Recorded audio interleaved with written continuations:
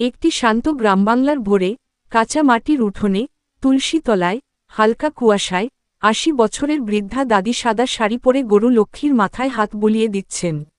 এক ভয়ঙ্কর বন্যার রাতে প্রবল বৃষ্টিতে নদীর জল গ্রামে ঢুকে পড়েছে। কাদার মধ্যে আটকে যায় গরুটি। হাতে লণ্ঠন নিয়ে সাহসী বৃদ্ধা দাদি গরুটিকে টেনে তুললেন। গ্রামবাংলার সকালে খোলা উঠোনে বসে দাদি গরু লক্ষ্মীর দুধ দোয়াচ্ছেন এক অ্যালুমিনিয়ামের পাত্রে।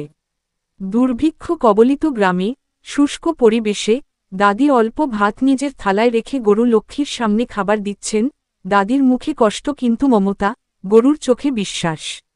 বিকেলের নরম আলো, গ্রামের কয়েকজন শিশু দাদির চারপাশে বসে আছে। দাদি গল্প বলছেন, পাশে শান্তভাবে দাঁড়িয়ে থাকা গরু লক্ষ্মী। শিশুরা কৌতূহলী মুখ নিয়ে দাদির দিকে তাকিয়ে আছে। দাদির একদিন মারা গেল। গ্রামবাংলার শ্মশানঘাটে চিতার পাশে নীরবে দাঁড়িয়ে থাকা গরু লক্ষ্মী, চোখে অশ্রু নিয়ে দাদির চিতার দিকে তাকিয়ে আছে। সূর্যাস্তের আলোয় গ্রামবাংলার পথে দূরে দাদির খালি বাড়ির সামনে দাঁড়িয়ে গরুটি একলা হয়ে পড়ল। কেউ কি তার জন্য লাইক ও সাবস্ক্রাইব করবেন?